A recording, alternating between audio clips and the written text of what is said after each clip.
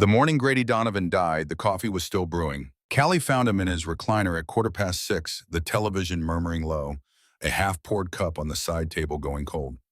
She stood in the doorway of the living room for a long time before she moved.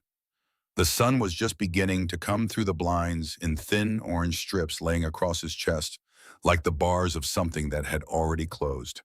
His hands were in his lap. His face was peaceful in a way it had never quite managed while he was awake, because Grady had always been a man with something on his mind, something he was working out, something he hadn't said yet. She crossed the room. She took his hand, which was already cooling. She sat on the edge of the coffee table, and she held it, and she did not call anyone for 40 minutes. 3 years later, she still thought about those 40 minutes. Not with grief exactly, though grief was part of it. She thought about them the way you think about the last page of a book you didn't know was ending. You wish you had read slower. You wish you had paid more attention to every sentence before it became the last one. Dry Creek, Arizona was not the kind of town that made allowances for grief. It was a working town, a practical town, 1,700 people spread across the high desert floor, with the Superstition Mountains riding the eastern horizon like a purple wall. People here buried their dead, settled their affairs, and went back to work because the desert did not pause, and neither did the bills. Callie understood this. She had been a registered nurse for 41 years. She had sat with more dying people than she could count. She knew better than most that life continued with a kind of indifference that was not cruelty-only nature.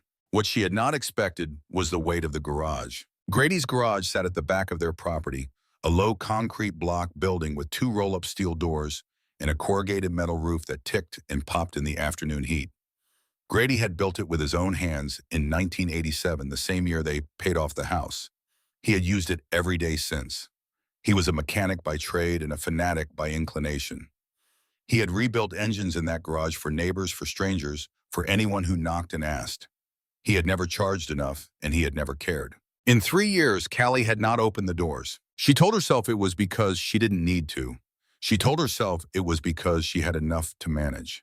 She told herself that the boxes of Grady's tools and projects and half-finished ideas could wait. But the truth, the real truth, she admitted only in the blue dark of 4 in the morning, was that she was afraid of what she would feel when she finally walked in. She was afraid the smell of oil and metal and Grady's particular brand of hand cleaner would reduce her to something she couldn't put back together. So the door stayed closed. The rest of life went on around the garage in the way life does. She still drove to the pharmacy on Tuesdays. She still attended the Methodist church on Sundays, though she had stopped believing in the specifics sometime around 1994 and attended now mostly out of habit and because the community was real, even when the theology felt uncertain.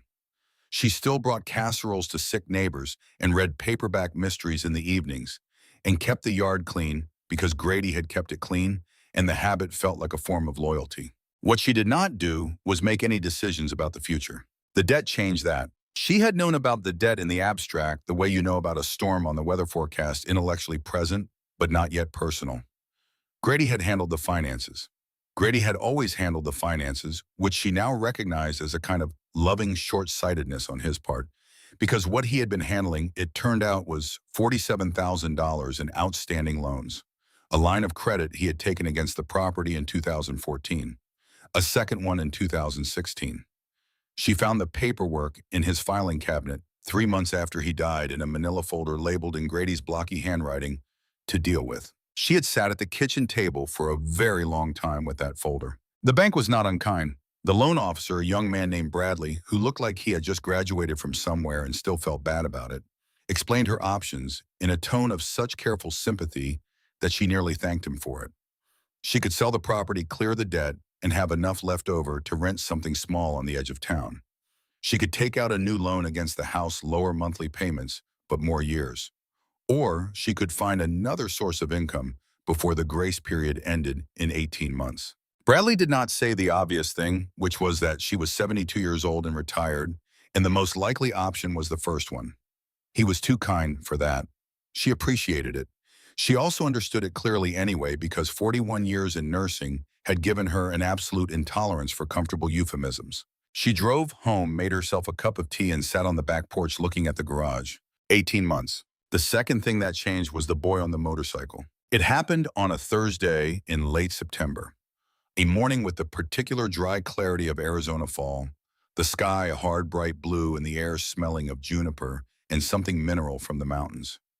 Callie was weeding the front bed, which she did not particularly enjoy, but which Grady had taken pride in, so she maintained it the way she maintained other things she had inherited out of a sense of continuity that was different from happiness. She heard the motorcycle before she saw it, a heavy sound, a proper engine, not the thin buzzing of the scooters the high school kids rode. It was coming too fast down the county road, and she heard it and stood up. And then she heard the sound change, a brief high scream of brakes, and then a different sound entirely. The sound of metal and asphalt meeting at a speed they were not designed to meet. She was already moving before the sound stopped. He was in the shallow drainage ditch on the far side of the road, the motorcycle on its side with one wheel still spinning slowly. He was young, maybe 19, wearing jeans and a leather jacket and no helmet, which she noted with the quiet fury of a woman who had spent years in an emergency room. He was conscious, which was the first good sign. He was trying to sit up, which was the second wrong sign. She said, "Don't move," in the voice she had developed over 4 decades. The voice that was not loud, but was absolutely certain, the voice that made patients stop moving without knowing exactly why they had stopped. He stopped. She ran her hands down his neck, first feeling the vertebrae, checking for the subtle wrongness that would mean everything was about to become much more serious. Nothing wrong. She moved to his left arm, which he was holding at an angle that suggested a fracture, and she confirmed it with gentle pressure, feeling the give in the mid-shaft of the radius. She checked his ribs, his collarbone, the back of his skull. She pulled up his jacket and shirt and looked at his abdomen, which was scraped raw from the road but intact. She held up 2 fingers and asked him how many. He said 2. She asked what day it was. He said Thursday, and then looked uncertain and said he thought it was Thursday. "It is Thursday," she told him. "You have a broken arm and you need stitches on your shoulder and your left knee. Do you understand what I'm telling you?" He looked at her with dark eyes and a face that was very young when it wasn't trying to be something else. He said he understood. Then, because he was young and had just been scared badly and was now being told he would be fine by a woman with dirt on her knees who sounded like she knew exactly what she was talking about, he asked if she was a doctor. "Nurse," she said. 41 years. Come on. His name was Colt Locke. He was 19. He was from Flagstaff originally, though he had been living in Dry Creek for 8 months. He sat at Callie's kitchen table while she cleaned his road rash with an efficiency that he found both reassuring and slightly alarming, the practiced calm of someone who had done this 1,000 times. She made him drink a glass of water. She called Mercy General in Mesa and described what she had. She called a neighbor with a truck large enough to carry the motorcycle. While she waited, Colt Locke sat in Grady's kitchen, looking around at the house, the way young people look at the houses of old people, with a kind of curious reverence for the density of time in the objects. The photographs on the refrigerator, the calendar from 2019 still hanging by the stove, the coffee mug shaped like a fish that Grady had bought at a gas station in New Mexico and somehow treasured for 20 years. He asked about the photograph on the windowsill above the sink. 2 people at some occasion younger, both laughing at something outside the frame. "Your husband's?" he asked. "Was," she said. He nodded slowly. "I'm sorry," he said, and she could tell he meant it because young people who mean it have a particular stillness when they say it, a quality of actually landing rather than filling space. She thanked him. She finished wrapping his shoulder with clean gauze and asked what brought him to Dry Creek at that speed on a Thursday morning. He hesitated, just a fraction of a second long enough that she noticed. "Meeting," he said. She did not press it. She had learned that lesson in 4 decades of nursing. People tell you what they need to tell you in their own time. She went to find her keys, going to the hook by the back door, which was the hook nearest the garage. The side door of the garage was ajar. She stood very still. She had locked that door. She was certain she had locked it. She locked it every time she walked past it, which was several times a day, because the lock had become a ritual, a small act of control over the one thing she was not ready to face. But the door was open, just a few inches, drifted ajar, the way a door does when the latch doesn't catch properly, or when someone has been in and out recently. She crossed the yard and pushed the door open. The smell hit her first. Oil and metal, in the specific chemical cleanness of hand degreaser, so particular to Grady that her throat closed for a moment and she had to stand still and breathe. The morning light came in behind her and fell across the concrete floor and the workbenches along the walls in the shapes of things under canvas covers. And there in the center of the garage, only partially covered by a tarp that had slipped to one side, was a motorcycle. Not a finished motorcycle. A project. A 1969 Harley-Davidson FLH Electra Glide in a state of careful, loving disassembly and ongoing reconstruction. The frame was stripped and repainted a deep matte black. The engine was apart the cases on a workbench with small labeled containers of parts arranged with a precision that was pure Grady. The tank was hanging on a wall hook, its original paint stripped to bare metal. The chrome on the forks was new, still brilliant, and she could see where Grady had been polishing it because the rag was still there, folded on the floor beside the wheel. He had been working on this for years. She could see it in the layers of the project, the decisions built on top of decisions. This was not a casual weekend undertaking. This was a long, serious, devoted piece of work, and she had not known about it. On the workbench beside the engine cases sat a composition notebook, black cover the kind from any drugstore. Grady's handwriting on the front, restoration notes. She picked it up. She did not read it then. She put it under her arm and went back inside because Coltlock needed to get to the hospital, and she had responsibilities more immediate than her own grief and curiosity. She was quiet in the truck on the way to Mesa. Colt was quiet too, watching the desert go by the saguaros and the Ocotillo and the wide flat nothing that opened between towns. His arm was in a makeshift splint she had fashioned from a rolled magazine and two tea towels. At the emergency entrance, she helped him out of the truck. He looked at her with those dark eyes and said she didn't have to stay. I know, she said, and stayed anyway. She sat in the waiting area for 2 hours with the notebook in her lap. She did not open it. She held it and watched the emergency room do what emergency rooms do. The steady, purposeful motion of people in pain being met by people trained to respond to pain, the whole organized compassion of the thing, and she felt the long pull of recognition from 41 years of walking those same halls in different hospitals. When the doctor came out to confirm a clean fracture and the need for casting and stitches in 6 weeks off the motorcycle, Callie nodded in the way she had nodded at doctors for decades, the nod of someone who understood exactly what was being said and would hold the patient to it. In the truck on the way home, Colt said she hadn't needed to do any of this. Of course not, she said. Why did you? She thought about it honestly. Because you were in a ditch, and I was there, and I knew what to do. That is all there is to it. He was quiet for a moment. Then he said his grandfather used to say something like that. He said the only question worth asking in a crisis is what needs doing right now. Everything else is noise. She glanced at him. Your grandfather sounds like a sensible man. He was, Colt said. He looked out the window. He died about 4 years ago. He was in a club, a motorcycle club. Desert Iron Brotherhood, you might have heard of them. They're based out of Dry Creek. The name settled into the truck cab the way a stone settles into still water, creating ripples she felt before she understood what they were. She kept her eyes on the road. I've heard of them, she said.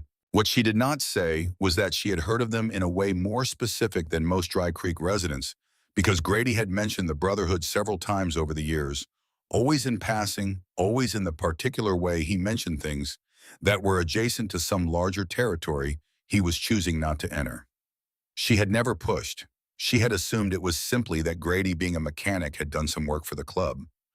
The kind of overlap that made sense. She dropped Colt at his apartment building on Mesquite Street, waited until he was inside, and drove home.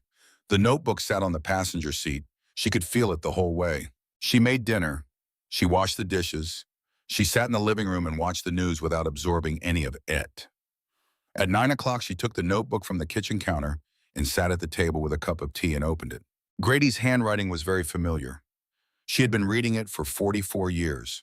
The grocery list left on the counter, the birthday cards in his particular style, short and sincere and never sentimental, as if sentiment was something he felt very deeply and trusted only on paper in small doses.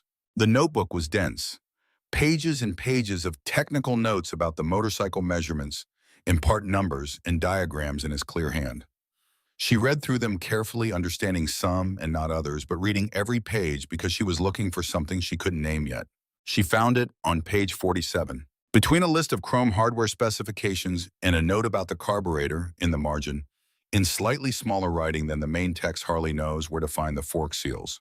Harley. She turned pages. She began to notice the name appearing again and again, the way you notice a word you've just learned appearing everywhere once you know it. Harley checked the frame welds. Harley's guy in Phoenix for the paint. Waiting on Harley to confirm the tank dimensions. Talked to Harley about the timing. She counted.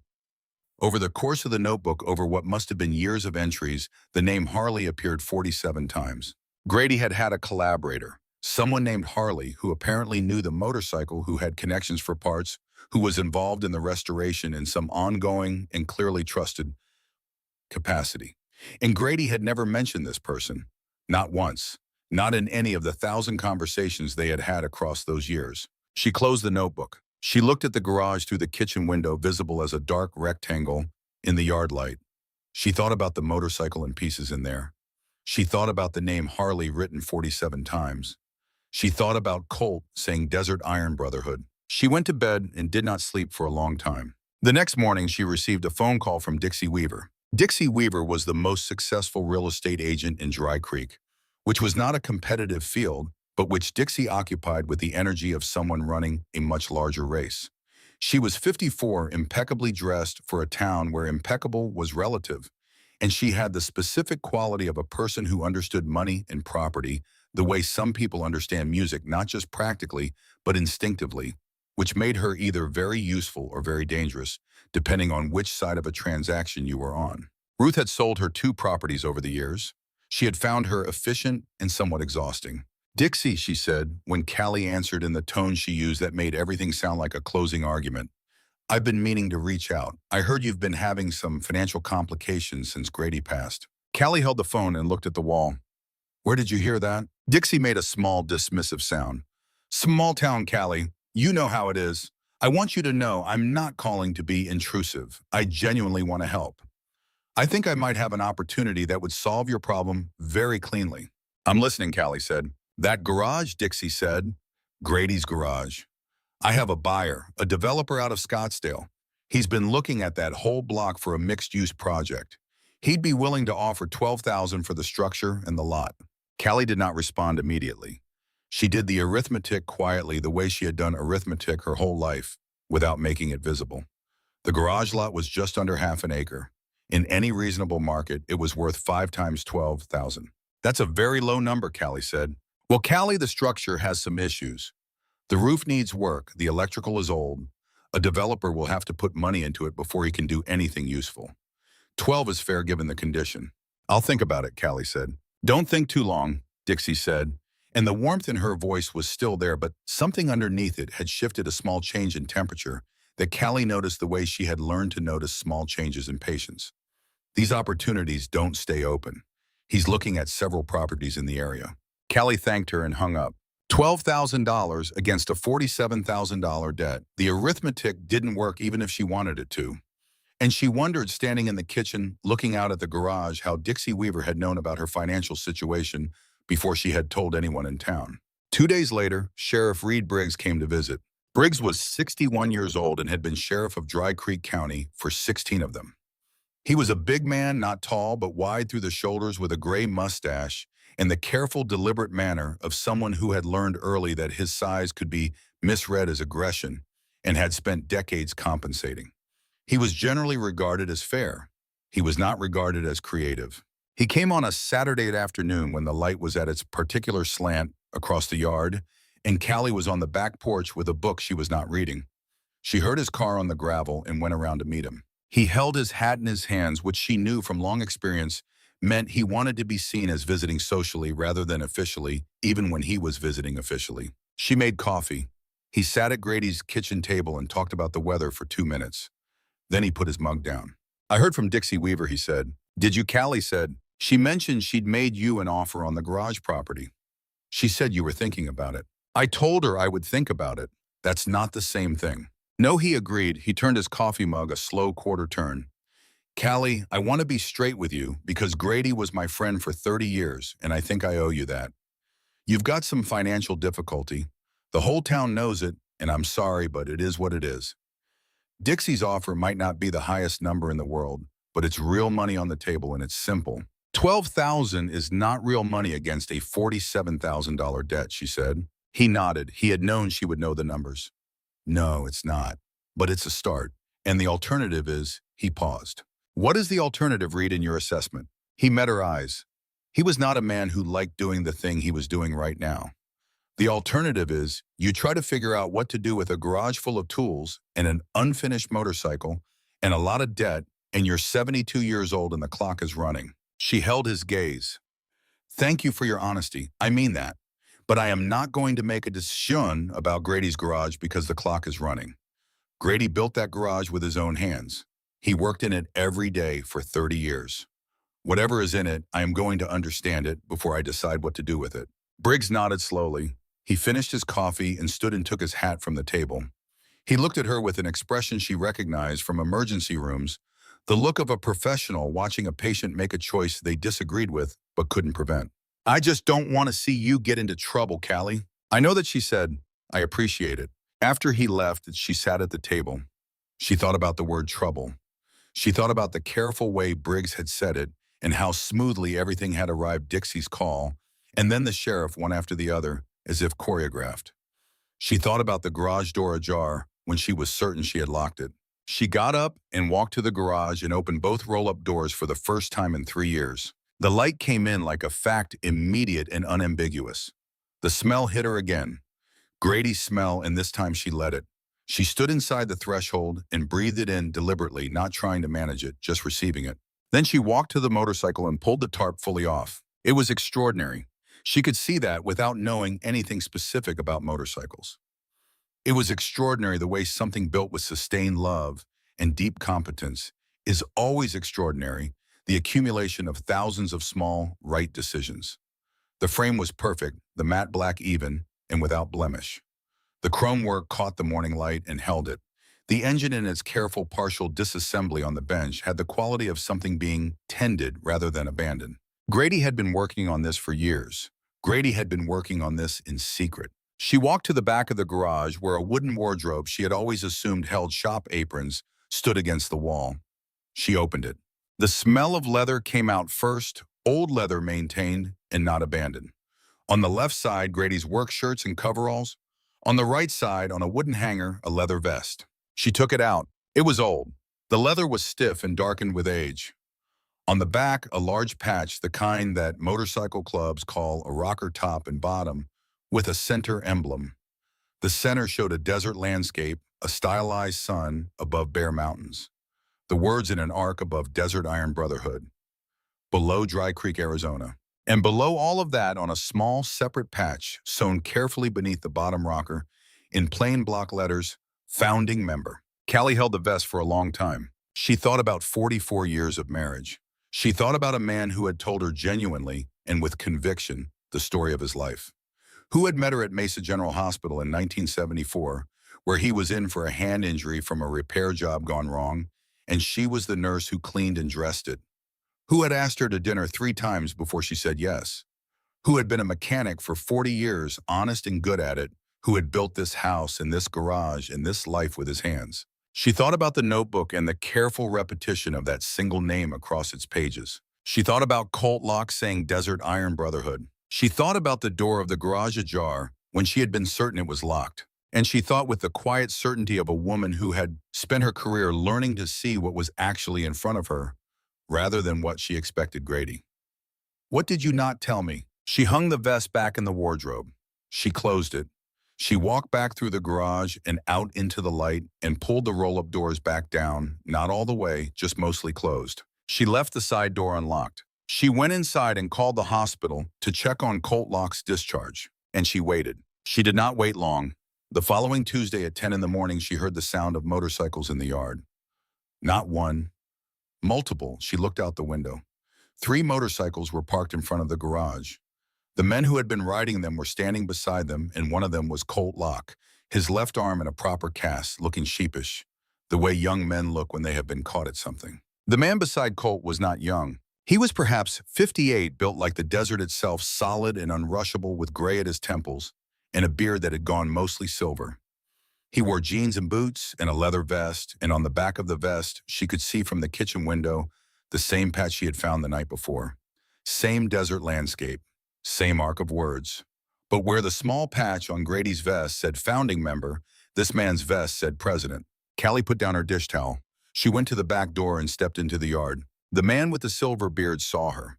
He said something quietly to Colt, who nodded, and then he walked toward her with the unhurried deliberateness of someone not accustomed to hurrying because most things waited for him. He stopped at a respectful distance. He took off his sunglasses. His eyes were the gray-green of the desert in winter. "Mrs. Donovan," he said, his voice was low and even, with the quality of a man who did not raise it often, because he had learned he didn't need to. "My name is Harley Flynn. I was a friend of your husband's." Callie looked at him. She looked at the patch on his vest. She looked at Colt, who was watching with the expression of someone who has made an introduction he is hoping will go well. "I know who you are," she said, which was not entirely true, but was more true than it had been a week ago. Harley Flynn met her eyes. He did not look away, and he did not fill the silence with explanation, which she found she respected. "Then you know," he said, "that Grady and I had some unfinished business." She looked past him at the garage, its roll-up doors closed, but the side door standing open exactly the way she had left it. "Come in," she said. "I'll put on coffee." She walked back to the house. Behind her, she heard boots on gravel, and she was not sure yet whether she was inviting someone in or beginning something she did not fully understand. Both things, she suspected, were true. Inside Grady's kitchen, with the coffee brewing and the morning light coming through the window above the sink, she set 3 mugs on the table. She thought about 44 years of marriage and all the things that live in the silences of even the most honest lives. She thought about a vest on a wooden hanger in the back of a wardrobe. She thought about 47 notations in a composition notebook, one name repeated like a refrain. She thought about the door she had left unlocked. Some doors, she was beginning to understand, you leave open. Not because you have decided what comes through them, but because you have decided that you are done pretending they are not there. Harley Flynn drank his coffee the way Grady had drunk his black, no ceremony, the mug held in both hands. Colt sat to his left, slightly outside the main line of the conversation, the way a young person sits when they understand that what is happening now is between the adults. Callie sat across from Harley and let the silence run its natural length. She had learned over many years that silence was not a problem to be solved. It was simply a space, and what you learned about a person was often in how they occupied it. Harley occupied it without discomfort. That told her something. "How long did you know Grady?" she said. 51 years, he said, give or take. She looked at him. "That's longer than I knew him." "Yes," he said simply. He did not apologize for it or qualify it, and she found she did not want him to. Facts were facts. "He never mentioned you," she said. "Not by name." Harley turned his mug a slow quarter turn on the table. He had the hands of a working man, scarred at the knuckles, the kind of hands that had spent decades being useful at things that were hard on hands. "That would be Grady," he said, and in the way he said it, there was something that was not quite a smile but was its close relation. An affection for the specific, infuriating quality of a man he had known for 51 years. "He mentioned you," she said, in his notebook, about the motorcycle. Harley nodded. He had been expecting this. The Electroglide. He was working on it for years. 7 years, Harley said. Started it the spring after he retired. He came to me about the frame specifications because I had the factory service manual from that era, an original, not a reprint. I'd had it since 1971. We worked on it together when he'd let me. Grady was particular about his projects. He had his own pace. "Did he tell you what it was for?" Harley looked at her. His gray-green eyes were the eyes of a man who chose his words with care, not because language was difficult for him, but because he understood that the wrong word placed wrong could do damage that took years to undo. He said it was something he owed, he said. He said it was a way of finishing what he started. She turned this over. "What did he start?" Harley was quiet for a moment. Outside, a quail called in the mesquite, the 3-note call that was as much a part of an Arizona morning as the light itself. "I think that's a longer conversation than 1 cup of coffee," he said. "Then come back," Callie said. He looked at her steadily. "You're not what I expected," he said. "What did you expect?" He considered this honestly. "I'm not sure. Grady talked about you constantly. 40 years of it. You were the fixed point in everything he said. The way he talked about you, I expected someone who would need convincing." "I don't need convincing of anything yet," she said. "I need information. I've been sitting with $47,000 of debt and a garage full of things I didn't know existed in a composition notebook with your name in it 47 times. I am not convinced or unconvinced. I am simply paying attention." Harley Flynn nodded slowly. He set down his mug. He reached into the inside pocket of his vest and withdrew a folded piece of paper. He placed it on the table between them. "Grady gave me this," he said. 6 months before he died, he said if anything happened to him, I should wait a year and then bring it to you. She looked at the paper. She did not pick it up. Why a year? He said you'd need time to be angry first. She looked up at Harley. Was he right? Are you angry? She thought about it honestly. No, she said, I'm not angry. I'm something else. I'm not sure what to call it yet. Grady said you'd say something like that. She reached out and took the folded paper. She put it flat on the table under her hand. I'll read it when I'm ready, she said. Tell me about the Brotherhood. Tell me about the... Harley leaned back in his chair. He looked at the ceiling briefly the way people look at ceilings when they are deciding where to start. Grady was one of 7 men who founded the Desert Iron Brotherhood in 1971, he said. He was 26 years old. I was 19. I'd just come back from Vietnam, and I had nowhere to put what I'd seen. Grady understood that even though he hadn't gone, because Grady had a particular quality of understanding things he hadn't personally experienced. He listened in a way most people don't. The Brotherhood was his idea as much as mine. We built it from nothing. Callie held very still. He left in 1974. Harley continued. He left because he'd met someone, and the life of the club at that time was not compatible with the kind of life he wanted to build with her. He told me he was choosing a different road. I was angry for about 2 years. Then I understood.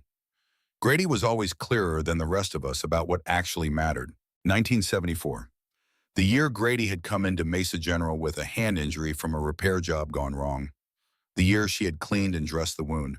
The year he had asked her to dinner 3 times before she said yes. She had been the reason. She had been the reason Grady Donovan left the Desert Iron Brotherhood and never went back. And he had never told her not once in 44 years because he had been that kind of man. The kind who made a choice and did not look back and did not lay the weight of what he had given up on the person he had given it up for. She pressed her hand flat on the table. She breathed once slow. He kept the vest, she said. I know, Harley said. He called me the week he found out he was sick. He said he had a project he needed help with.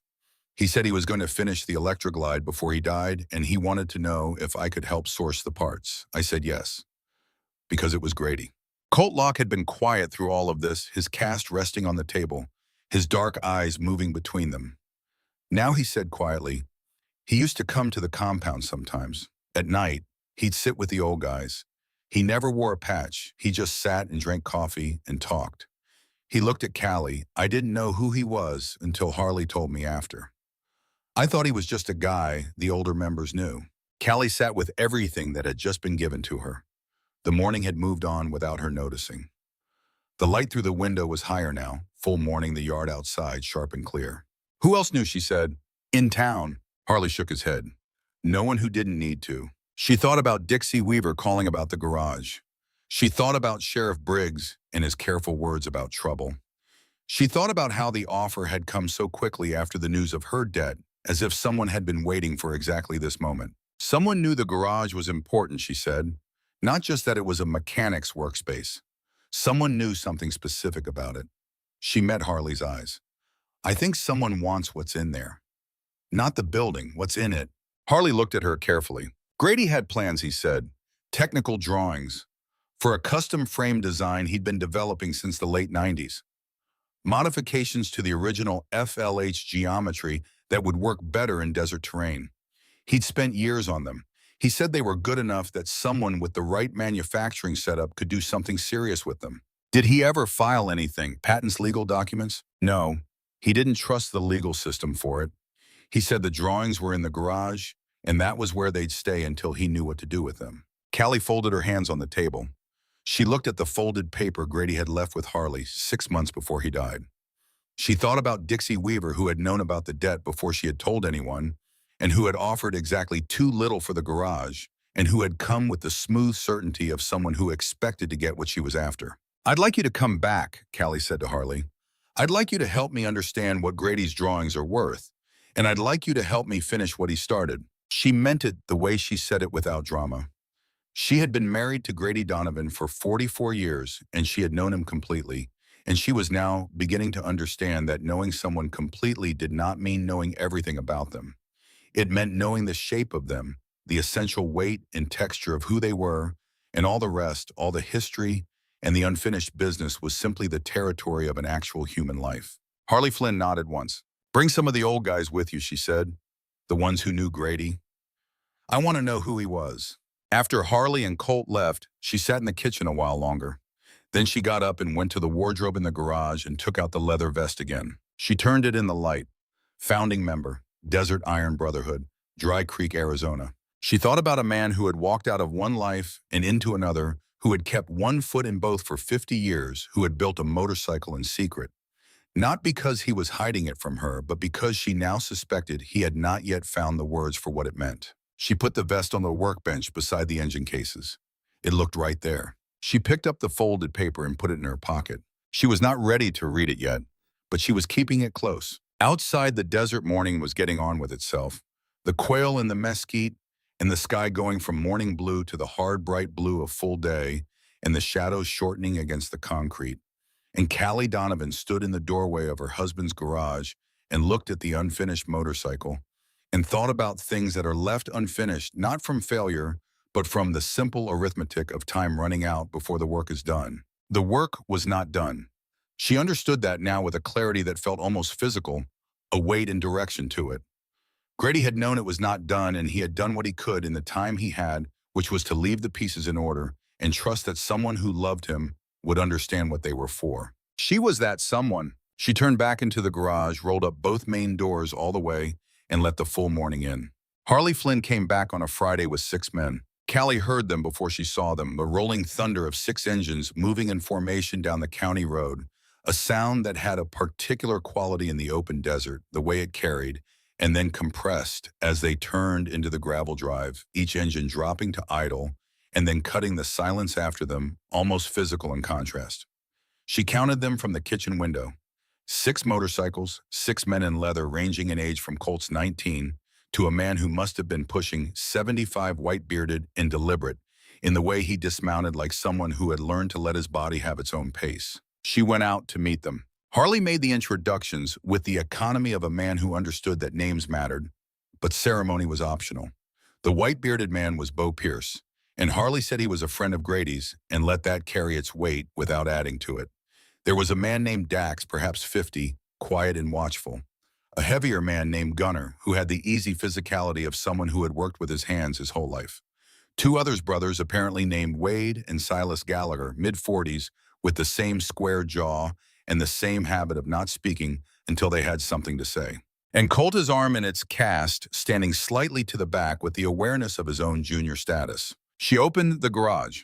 The effect was immediate.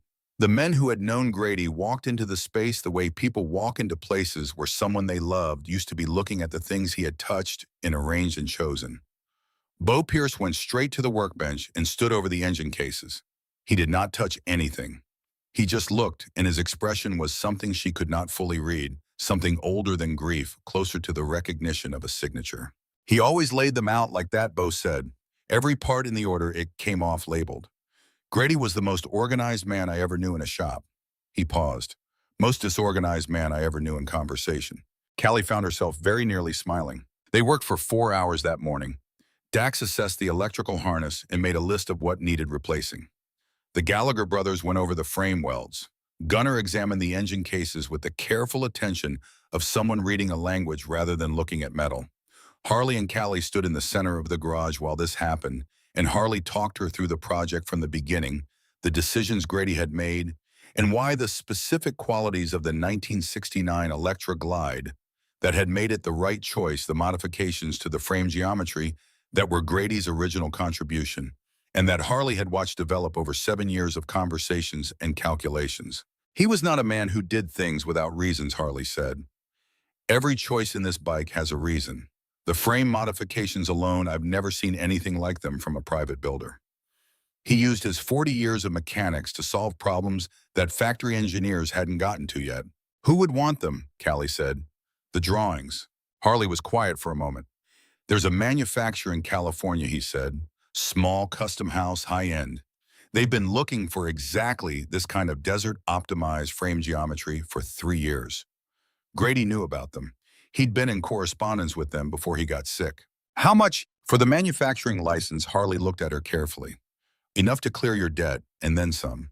Callie absorbed this. Where are the drawings, she said. Flat files, Harley said.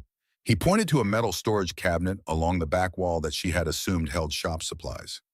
Grady told me they were in there. He said the key was in the composition notebook. Page 63. She had not read past page 58. She got the notebook from the workbench and turned to page 63. Tucked into the binding was a small brass key. She crossed to the flat file cabinet and tried the key. The top drawer opened smoothly. Inside, flat and meticulously organized in labeled folders, were Grady's drawings. She pulled the top folder and opened it on the workbench. Even to her untrained eye, she could see that they were detailed and precise.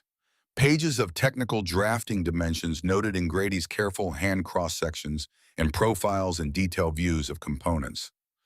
The clarity of them, the patience evident in their making, made something in her chest go tight.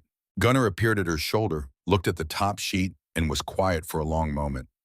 Then he said very quietly, Jesus, and then said, sorry, ma'am, for the language which, under the circumstances, she found rather touching. Don't apologize, she said. Is it what Harley says it is? I don't know frame engineering well enough to say for certain, Gunnar said. But I know enough to know that whatever it is, Grady knew exactly what he was doing. She closed the folder carefully and put it back. It was when she was relocking the flat file cabinet that she heard the car on the gravel. A single car moving fast, stopping abruptly, the door slamming with a particular emphasis. She came out of the garage into the morning light and saw Dixie Weaver getting out of a white SUV, dressed as she always was, as if arriving for a scheduled appointment, not one she had driven to impulsively. But her face was not scheduled. Her face was letting something through. Callie walked across the yard to meet her, halfway close enough for a direct conversation, and far enough from the garage that whatever happened next happened out in the open. Callie, Dixie said. Her eyes went to the garage, to the 6 motorcycles parked in front of it, to the men visible in the doorway. Something moved across her face that she controlled quickly. I didn't realize you had company. I do, Callie said. I was in the neighborhood, Dixie said, which was not true because Dixie Pierce's office was on the far side of town and Callie's property was at the end of a county road that led nowhere except further into the desert. I wanted to follow up on our conversation. About the offer. I told you I'd think about it, Callie said. Dixie looked at her. She was not a foolish woman. Whatever she had come to assess, she was assessing quickly and adjusting. Callie, she said, I want you to understand that the offer I made was genuine and it has a timeline. I have a buyer who is actively interested in multiple properties, and this is not his only option. I understand that, Callie said. The market in this area is complicated right now, Dixie continued, and with your financial situation waiting for a better offer that may not materialize is a risk I don't think you can afford to take. Dixie, Callie said, and her voice was quiet and even. Voice she had used for 4 decades in rooms where people were in pain and sometimes making poor decisions. How did you know about my financial situation before I told anyone about it? Dixie went still, just a fraction of a second. But Callie had 41 years of practice reading fractional seconds in people's faces, the micropauses where the true response lived before the managed one arrived, and what she saw in that fraction was the recognition of having been caught doing something that was not precisely honest. Small town, Dixie said. That's what you said before, Callie said. But I'd specifically like to know who told you, because I didn't tell anyone. My banker doesn't share client information casually. And yet you called me within a week of my meeting with the bank. I don't remember the exact timeline, Dixie said. I do, Callie said. I have a nurse's memory. You called me 8 days after I met with the bank, before I had told a single person in this town. She paused. I'd like you to leave. Something in Dixie's composure shifted. Not broke, but showed its seams. Ruth, she said, you're making this complicated when it doesn't need to be. Please leave my property, Callie said. There was a moment. In that moment, Dixie Weaver looked past Callie at the garage, at the men standing in the doorway, at Harley Flynn specifically, who was watching with the still expressionless attention of someone making accurate assessments. And something in what she saw apparently helped her make a decision, because she nodded once the brisk nod of someone recalculating and got back in her white SUV and drove out the way she came. Callie turned back to the garage. Harley was there in the doorway. She'll be back, he said. I know, Callie said. Or she'll send someone. She walked past him into the garage. Tell me what you know about Dixie Weaver. Harley came in behind her. Her father owned a repair shop on the west side of town in the 80s, a competitor of Grady's in a small-town way. They weren't enemies, but they weren't friends. Her father died in 2009. She's been buying and flipping ever since. He paused. Grady mentioned her once about 2 years ago. He said she'd come to the garage asking about his drawings.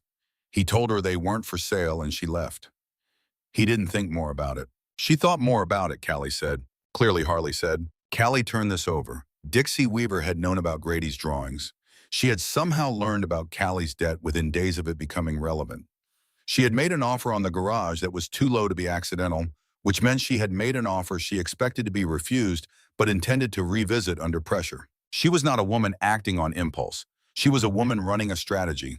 Is there a reason a developer from Scottsdale would want a small garage property in Dry Creek for $12,000 when the property and what's in it is worth 10 times that? No, Harley said. So there's no developer, Callie said. I'd say probably not. She nodded.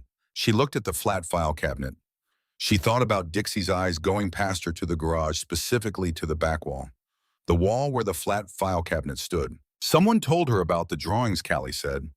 Someone who knew Grady and knew what was in here. Or someone who went through the garage, Harley said carefully when it was unattended. She thought about the side door ajar the morning she had first gone into the garage after 3 years. I should talk to Bo Roth, she said. You said he was a friend of Grady's. What does he do? He's a lawyer, Harley said, retired, but still licensed. He handled some matters for the Brotherhood over the years. She looked at the white-bearded man by the workbench, who was now in quiet conversation with Dax about the engine rebuild sequence. He had the unhurried quality of a man who had spent his career in rooms where impatience was expensive. Bo, she said. He looked up. When you have a minute, she said, I need to talk to you about property rights and technical drawings and what it takes to protect them. He looked at her steadily. He looked at Harley. Something passed between them that she didn't have the history to fully read but understood as confirmation. I have a minute now, Bo said. They sat at Grady's kitchen table, the two of them, while the sounds of work continued from the garage. Bo listened to everything she told him. The bank meeting, Dixie's call. Sheriff Briggs's visit, the conversation she had just had in the yard. He listened with the quality of attention she associated with surgeons and good detectives, the kind of listening that was also cataloging, filing, building a structure from what it received. When she finished, he was quiet. Grady never filed for protection on the drawings, he said. That's the first problem. Without a filing date, we have a documentation challenge. Can it be addressed? The notebook, he said. The composition notebook with the dates. Every entry Grady made is essentially a dated record of the creation process. If the drawings are consistent with what's in the notebook establishes a creation timeline. That's defensible. He paused. The second problem is Briggs. Tell me about the second problem, she said. Bo looked at his hands for a moment. Reed Briggs is a decent man, he said. I've known him 20 years. He's honest in the ways that are easy to be honest and less honest in the ways that are hard. Dixie Weaver has been writing checks to his campaign for 3 consecutive terms.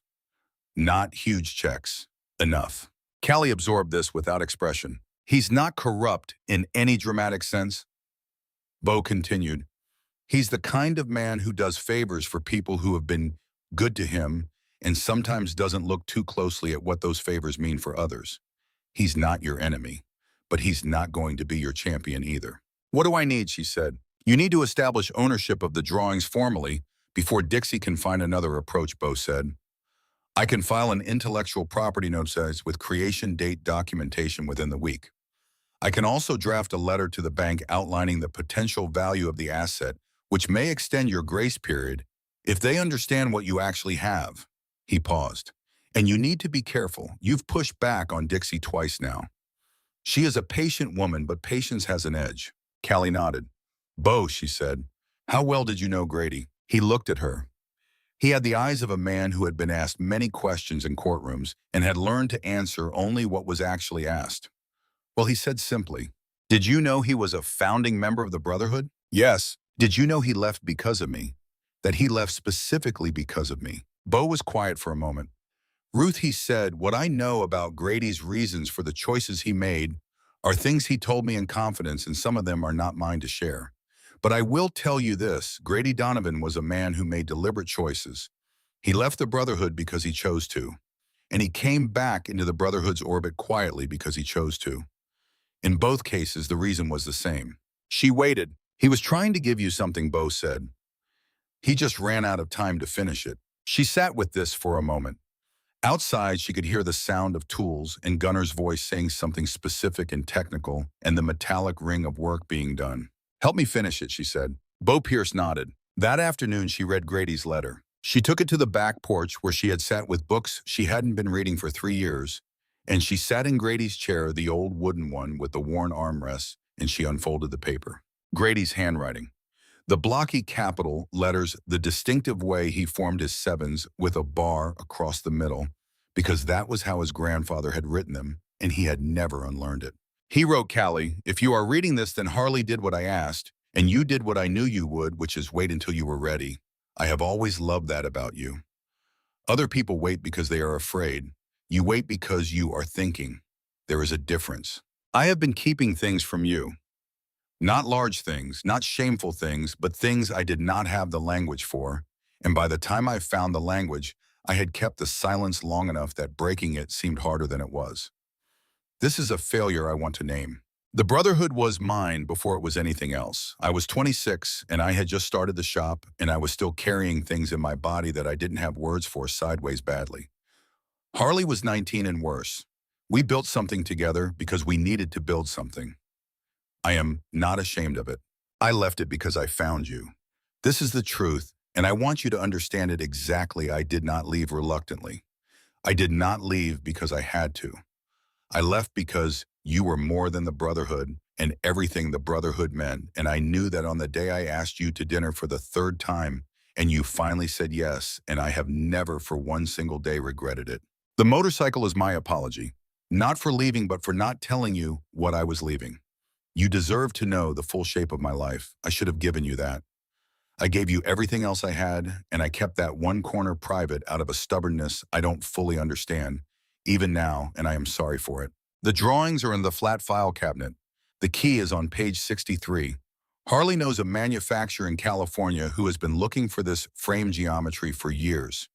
The money should be enough for the debt and more. But Callie don't sell them cheap. Don't let anyone tell you they are worth less than they are. I built them over 20 years, and they are good work, and you are to treat them accordingly. The motorcycle is for you. When it is finished, it is not for riding if you don't want to ride it. It is not for anything except being finished, Grady. She sat on the back porch for a long time. She looked at the desert, the long flat run of it to the mountains, the particular pale gold of the afternoon light on the gravel and the mesquite. She thought about a man who had carried a corner of himself in private for 44 years, not out of dishonesty, but out of a stubbornness. He didn't understand himself, and that she, now that she thought about it, recognized completely, because she had that corner too. The place where you kept the things that were most yours, not to hide them, but because they were most yours. She folded the letter back along its creases and stood up. She went inside and made herself a cup of tea, and then she called Harley Flynn. The letter, she said when he answered. Yes, he said. He said the motorcycle is for me. Yes, he said. He told me the same. I want it finished, she said. The right way by the people who knew him and know the work. Not rushed. The right way. That's what we're here for, Harley said. And I want to know, she said, everything you haven't told me yet. About Grady, about the Brotherhood, about the years I didn't know about. There was a pause. That's going to take more than a few cups of coffee. I have time, Callie said. What I don't have is more patience for half the story. She heard something in his voice that was the shape of a smile without the sound. Then I'll come back tomorrow, he said, and I'll bring the old guys, the ones who were there from the beginning. Bring them, she said. She hung up and stood in Grady's kitchen, and she looked out the window at the garage. Both roll-up doors still open, the interior lit now by the afternoon sun coming in at an angle that made everything in it look warm and real and present. She had been afraid of that smell for 3 years. She had been wrong.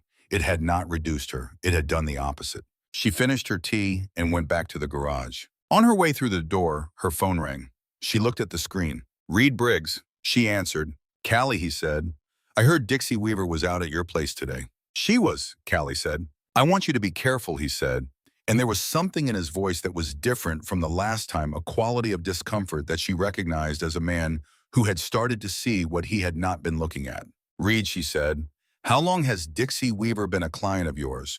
I mean that in the broader sense. How long has she been someone whose calls you take and whose concerns you show up to address? Silence. That's not a simple answer, he said. No, Callie said. I expect it isn't. Come to see me read. Not on her behalf. Come and see me because Grady was your friend and you owe him the same thing you owe me, which is honesty.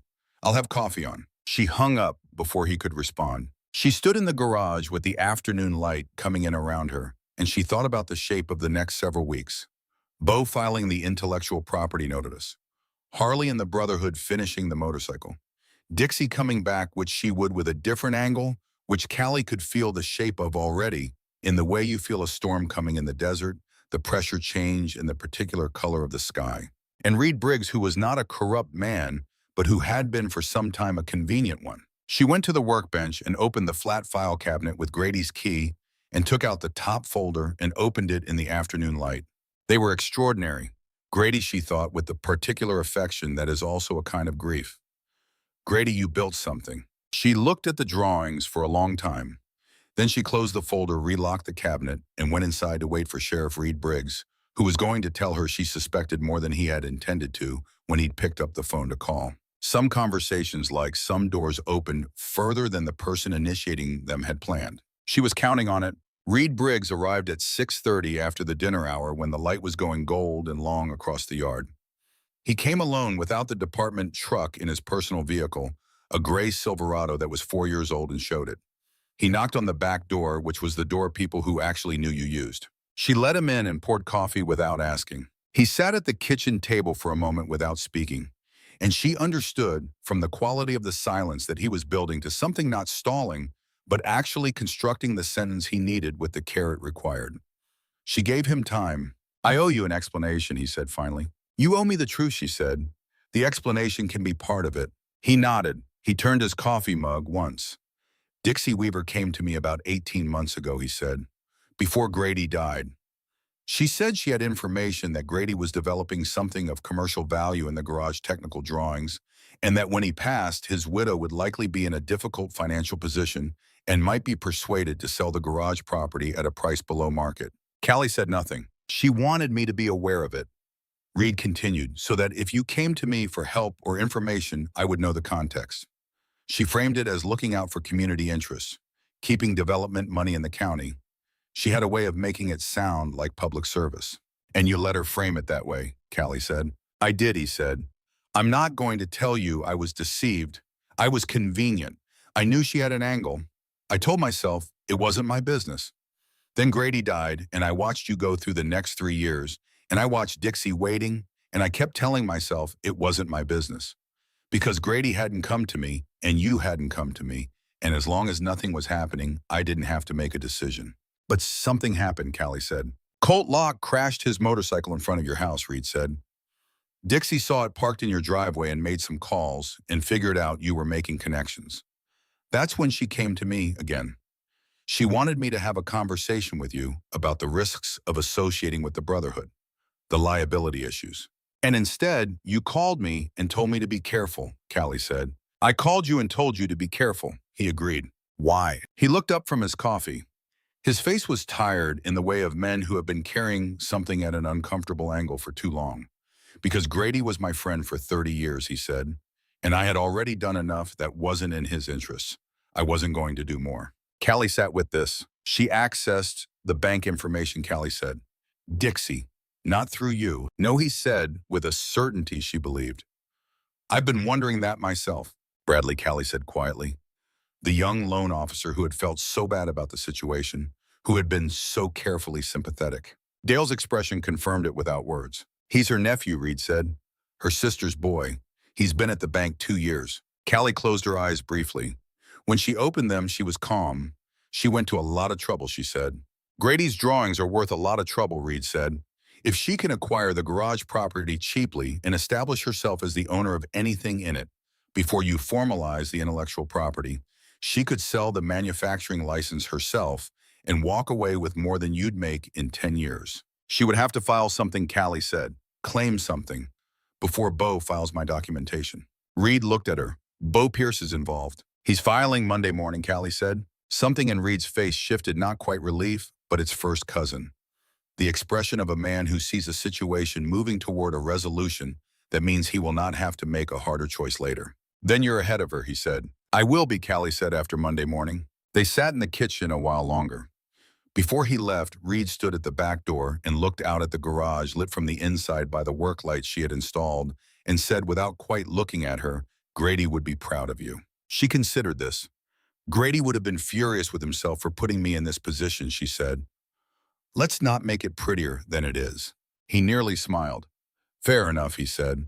I'll be filing a report on Monday morning regarding certain financial information that appears to have been improperly shared. I'm not promising an outcome, but I'm filing it. It was the most useful thing he could do, and the least he could do simultaneously. She thanked him for it and watched him drive away and then went back inside. She washed the coffee mugs. She looked out the window at the garage, the warm light of the work lamps inside it, Bo visible moving in there, having stayed late to go through Grady's paperwork at the workbench.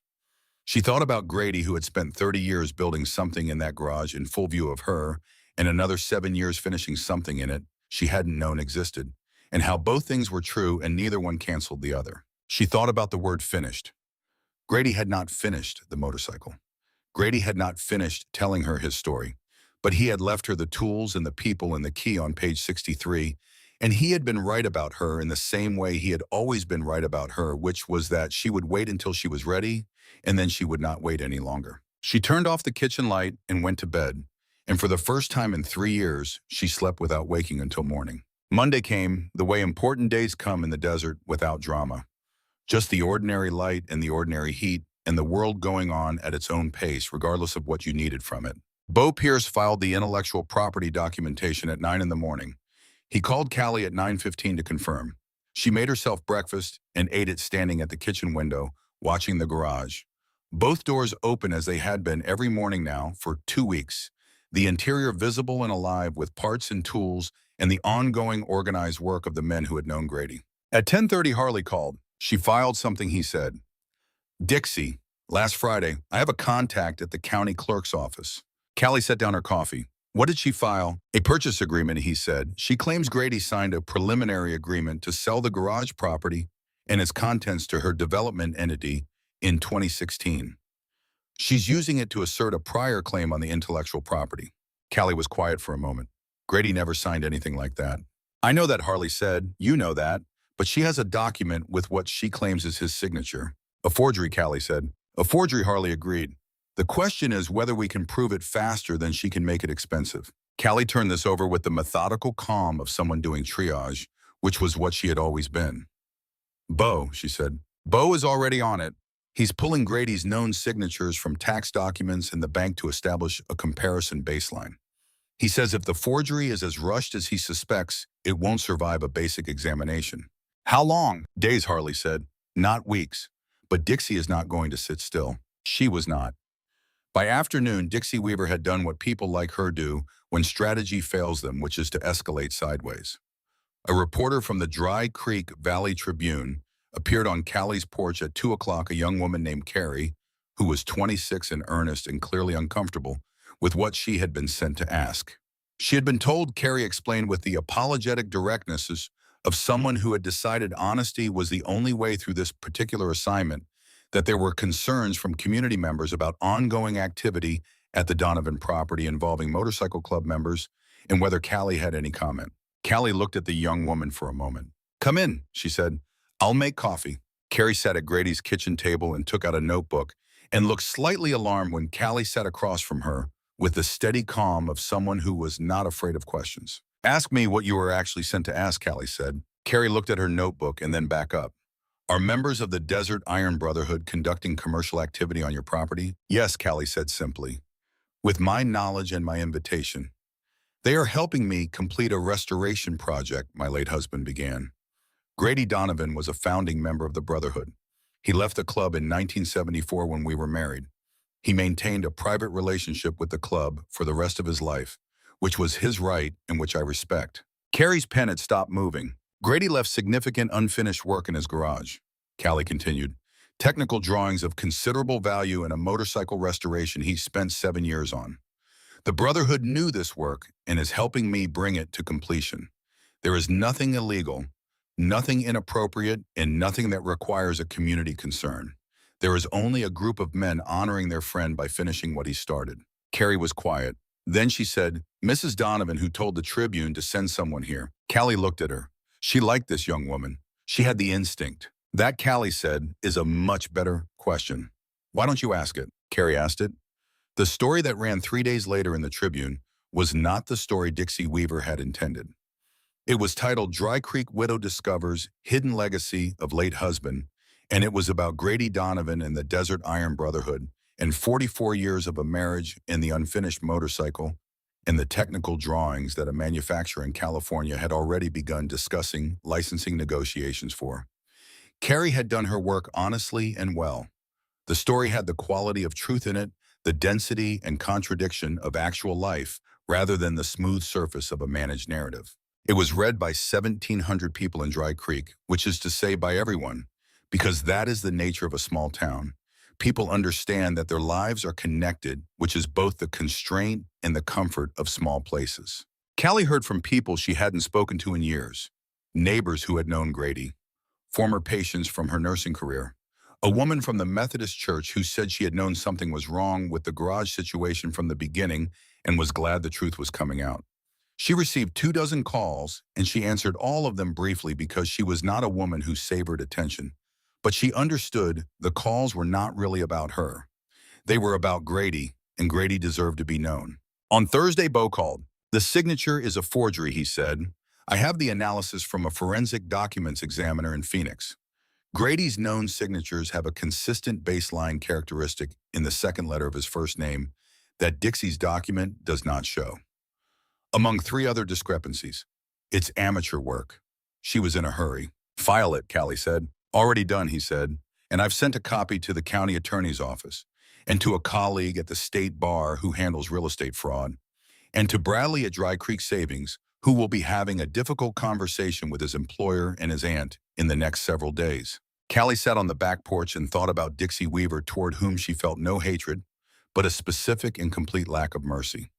There was a difference between an enemy and a bad actor, and the thing about bad actors was that they required consequence. Not because consequence felt good, but because without it, the bad acting continued. The county attorney contacted Dixie Weaver the following Monday. Callie was not present for that conversation. She did not need to be. She was in the garage. The motorcycle was coming together. Watching it happen had been one of the unexpected gifts of the past weeks. The way the individual decisions Grady had made over 7 years were now revealing their logic as the bike was assembled. Each part fitting with the others in the specific way things fit when they were designed by someone who understood both the function and the form of what they were making. Harley and his men worked with the unhurried competence of people who were not performing, but doing, which is a different thing entirely. And Callie found herself in the garage for hours each day, sometimes working alongside them, sometimes simply watching, learning the vocabulary of the project through proximity. Gunnar taught her the names of things. Not to be helpful exactly, but because she asked, and he was the kind of man who respected a genuine question. She learned the difference between the primary and secondary chains. She learned what the timing mark was and why it mattered. She learned that the particular quality of the 1969 Electroglide's engine, a note lower and more resonant than later models, came from the bore-stroke ratio that Milwaukee had used in that era, and then changed, and that some people had been quietly grieving ever since. She learned that Grady had spent 6 months on the carburation alone, trying to achieve a specific air-fuel mixture that would be stable across the temperature differential between desert nights and desert afternoons, a swing of 50 degrees that standard factory settings had never been calibrated for.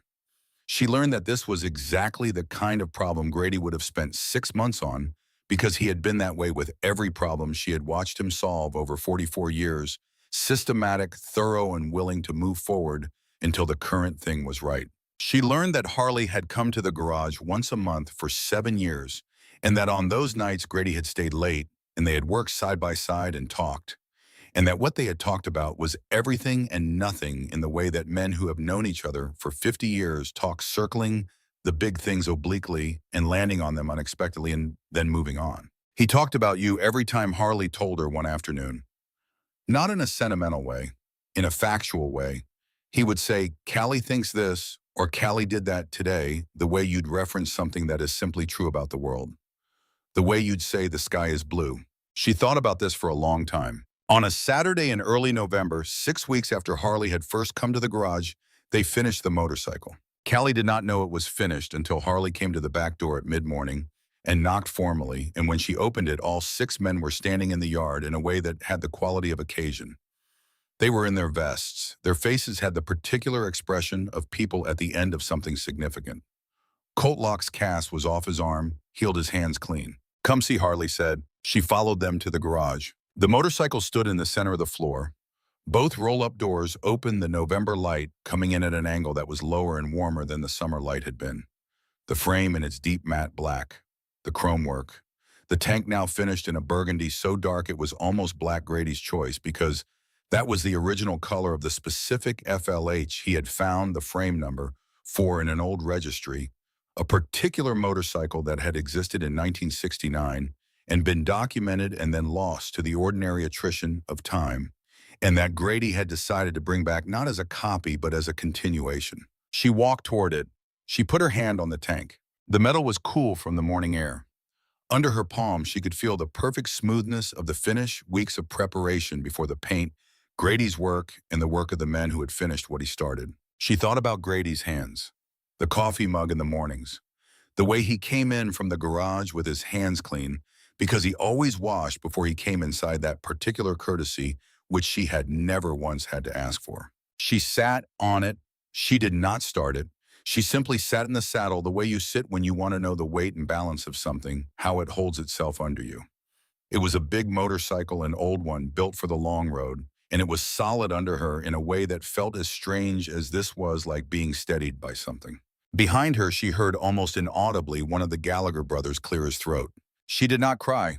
She had cried alone in Grady's kitchen in the early mornings, and she had needed that, but this was not that moment. This was the moment of arrival. An arrival required something more useful than tears. She put both hands on the grips. She sat there for a moment, and then she said, without turning around, "He would have been very particular about the carburation." Gunner said quietly, "Yes, ma'am. We know. Took us 3 weeks." She nodded. "Is it right?" "Yes, ma'am," Gunner said. "It's right." She got off the motorcycle and turned around. The 6 men were watching her, and what was in their faces was not sentiment exactly. It was respect, the particular kind that is earned rather than offered, and she received it without embarrassment because she understood it was not really for her. It was for Grady, expressed through her, which was appropriate because Grady had always been expressed through the people who loved him. "Thank you," she said, "all of you, for finishing what he started." Harley nodded once. "There's one more thing," Bo said. He stepped forward holding a folder. "The manufacturer in California, they've reviewed the drawings." She looked at the folder. "Their offer," he said, "is $120,000 for the manufacturing license, exclusive for 5 years with royalties on production after year 2. He paused. "That's their opening. I believe we can do better." She looked at him. "Then do better," she said. He nearly smiled. The final number negotiated by Bo Pierce over the following 2 weeks, with the focused precision of a man who had spent 40 years in rooms where numbers were argued over, was $163,000. Enough to clear the $47,000 debt with the bank. Enough to re-roof the garage with proper materials and rewire the electrical with work that would last another 40 years. Enough to fund what came next.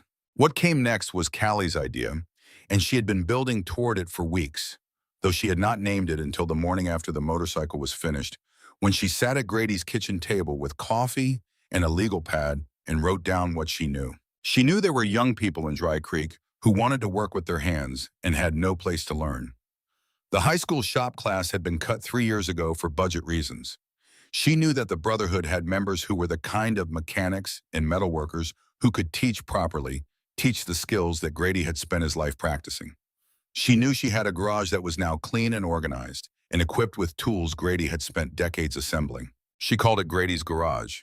She did not think long about the name. It was his. That was the name. She called the school district first, then the county extension office, then Harley, who listened to her describe what she was thinking with the quiet attention she had learned to expect from him. A training program, she said, free to anyone under 25 in the county. Not just mechanics, metalwork fabrication, electrical small engine repair. using Grady's equipment and the Brotherhood's knowledge. I'll fund the first 2 years from the license money. After that, we find grants. Who runs it? Harley said. She looked out the window at the garage. Colt Locke, she said. If he'll do it. There was a pause. He'll do it, Harley said. Colt said yes before she finished asking the question. He said yes with the specific quality of someone for whom a thing has been true for a while and is only now being named out loud, which she recognized because she had felt it herself in the past weeks. The repeated experience of understanding that something had already been decided and the only remaining task was to speak it. The first class at Grady's garage was held on a Wednesday in December, 2 months after Harley Flynn had come to the back door and introduced himself. 11 young people ranging from 16 to 23 sat on folding chairs in the center of the garage, while Colt Locke stood beside the Electroglide and explained what it was and who had built it and what they were going to learn. Callie sat at the back. She listened to Colt describe Grady, her husband, in the language of someone who had heard the story from men who had been there.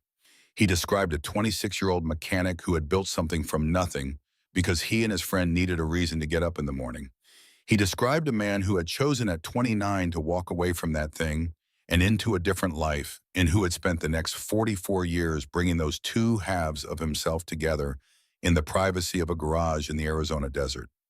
He described the motorcycle and the drawings and what the frame modifications were for and why they mattered in language that 16-year-olds could follow, which required a specific kind of translation that Colt did well. 2 of the 11 kids were girls. One of them asked halfway through if she could touch the motorcycle. Colt said, of course. She put her hand on the tank in the same place Callie had put her hand 6 weeks before and looked at it with the expression of someone who was for the first time seeing the connection between an idea and an object, between intention and execution. Callie watched this and thought about all the things that are transmittable across time, not through blood necessarily, but through the direct contact between a person and the thing that someone else made. The hand on the metal, the understanding arriving through touch. After the class, she stayed in the garage after everyone else had left. It was late afternoon, the light going orange and long, again the shadows of the mesquite outside stretching across the concrete floor. The roll-up doors were open. The November air was cool and carried the smell of the desert and faintly the smell of the garage oil and metal and the particular degreaser that had been Grady's brand. She sat on Grady's stool at the workbench. She got out the composition notebook and turned to the last page that had writing on it. She had read every page by now. She knew every entry, the dates and the measurements and the part numbers and the 47 references to Harley. She knew the note on page 63. She knew the notation on page 82 about the carburation solution Grady had finally arrived at after 6 months, his handwriting slightly larger than usual, the way people write when they are pleased and can't quite contain it. She knew the last entry dated 3 weeks before Grady died. Frame complete, engine ready, tank at the painter, need the chrome work on the forks, and then she's done. Called Harley. He says we can finish it in the spring. They had not finished it in the spring. Grady had not made it to the spring. But it was finished now. She closed the notebook and put it back on the workbench. She looked around the garage at the tool outlines on the pegboard and the coffee mug by the radio and the flat file cabinet relocked with its brass key. At the motorcycle in the center of the floor, finished and ready, going nowhere, a thing completed rather than a thing abandoned.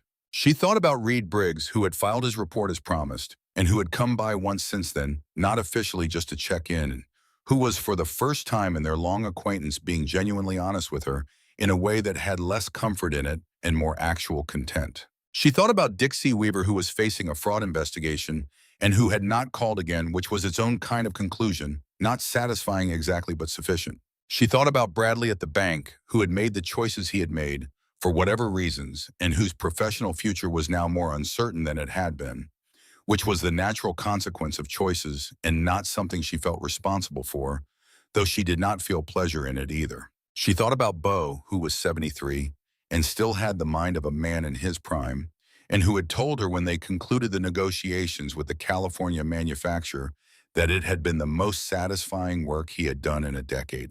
She thought about Harley, who came to the garage twice a week now, not to work on the motorcycle, which was finished, but because the garage was still a place where things happened that he had reasons to be part of. He drank coffee at Grady's kitchen table, and he told her stories about Grady that she had not known, and that she received the way you receive a gift. That is also a restoration, something given back that you hadn't known was missing until it was returned. He had told her 3 weeks ago, sitting at the kitchen table with the afternoon light on the wall, that Grady had talked about her at the garage one night in 2015, 3 years before he died, when the motorcycle project was deep into its middle stage, and Grady had been working on the frame modification calculations. He had said he'd spent the week trying to explain to his wife why he was spending so much time in the garage on something she didn't know about without actually telling her what it was, and he had not managed it, and he had felt for the thousandth time in 40 years the specific frustration of being a man who understood things with his hands that he could not translate into words. Harley had said, "What did you do?" And Grady had said, "I kissed her on the cheek and told her I loved her and went back to the garage." Harley had said, "Was that enough?" And Grady had said, for her, yes. She understands the difference between a secret and a thing that isn't ready to be said yet. Callie sat on Grady's stool in Grady's garage in the November light and thought about that. She had understood it at the time without knowing she understood it.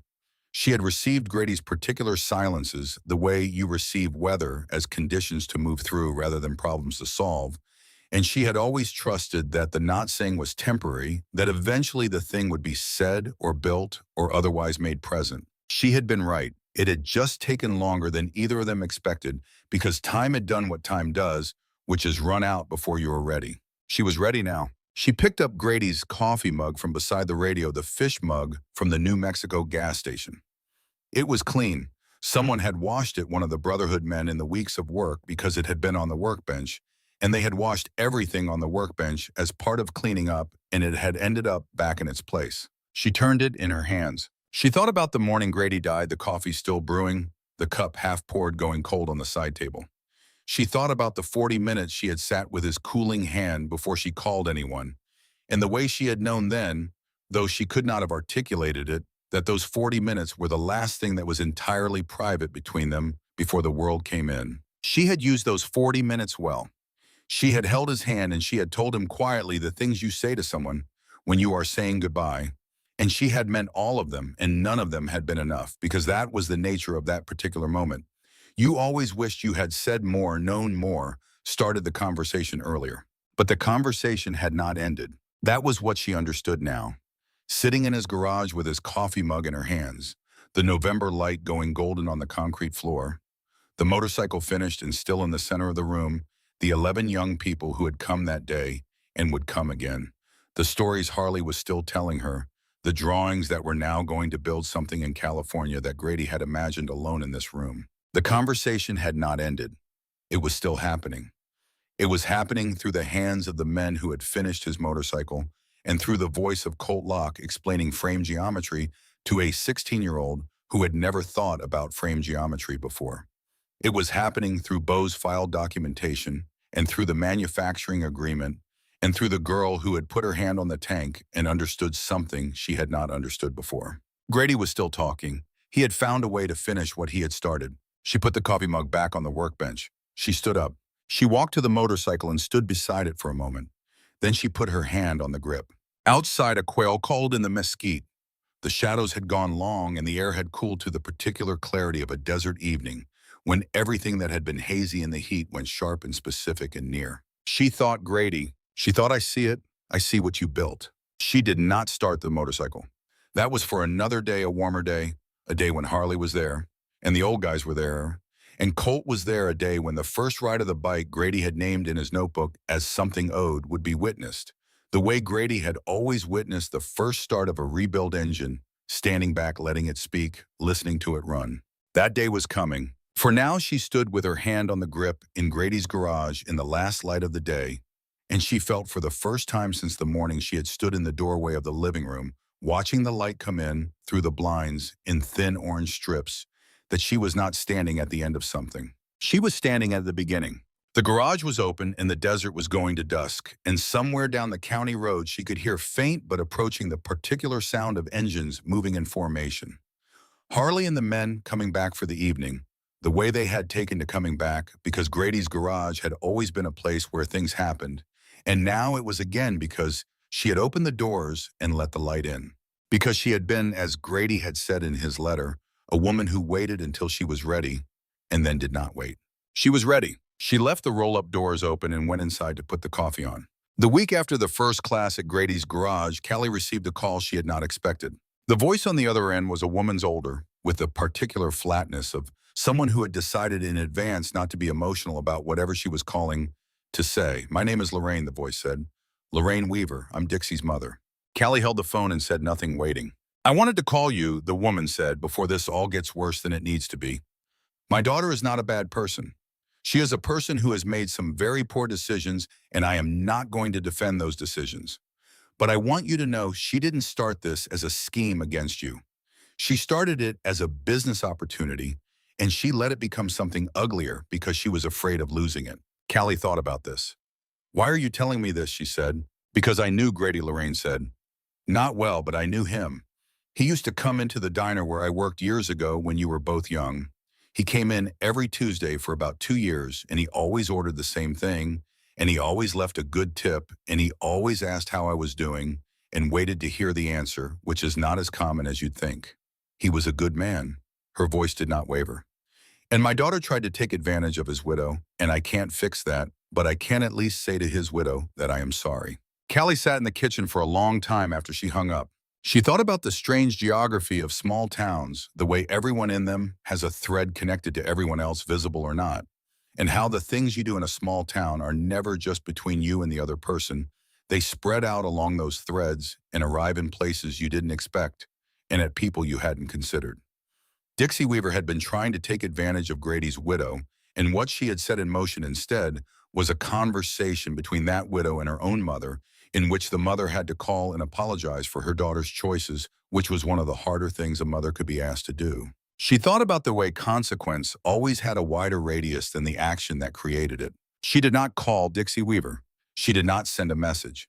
But she told Bo Pierce when she saw him the following day that she wanted the fraud proceedings to go as far as the evidence warranted and no further. Not because she was merciful exactly, because she was precise. She wanted the exact right amount of consequence, not more and not less, and she trusted Bo to understand the distinction. He nodded. He said he understood. She believed him. The second unexpected thing came the following week in the form of a letter from the school district. Not a rejection as she had half prepared herself for. A letter from the superintendent, a woman named Verna Hogan, who said that the district had reviewed the Grady's garage proposal and found it consistent with workforce development goals for the county, and that they would be interested in discussing the possibility of formalizing the program as a credentialed vocational pathway, which would allow students to earn school credit for participation. She wanted to schedule a meeting. Callie read the letter twice. Then she went to the garage where Colt was reorganizing the tool storage with the Gallagher brothers, and she handed him the letter. He read it. His face did the thing faces do when something has happened that you wanted but didn't quite let yourself believe would happen, the small collapse of the careful preparation for disappointment. "Is this real?" he said. She took the letter back. "Yes," she said. Colt looked at the garage, at the tools on the pegboard, and the motorcycle in the center of the floor, and the windows along the east wall that they had cleaned last week, which let in the morning light now in a way they hadn't before. He looked like a young man who had just understood something about the difference between a temporary arrangement and a permanent one.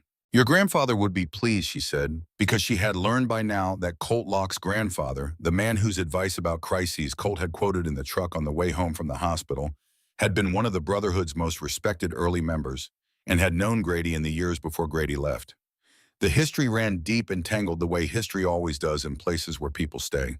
Colt said quietly, "I think he would have liked you." She considered this seriously. "I think I would have liked him," she said. The meeting with Verna Hogan happened on a Thursday morning. Callie brought Bo Pierce for the legal perspective and Harley Flynn, because Harley had a way of being in a room that made certain kinds of conversations go more efficiently. People tended to say what they meant when Harley was listening, and the brevity was usually useful.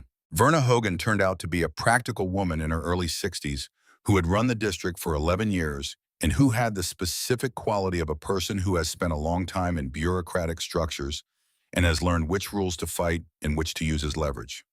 She looked at Bo's documentation of the program structure and at Callie's funding proposal and at Colt's outlined curriculum, and she said, "This can work." She said it the way people say things that are already decided, which Callie had learned to recognize in her years of nursing, the way a doctor says, "We'll try this," and means it is already the plan. The formal partnership between Grady's Garage and the Dry Creek Unified School District was finalized in January. 7 students enrolled in the first credentialed cohort, 5 boys and 2 girls, all of them from the county, all of them between 16 and 18.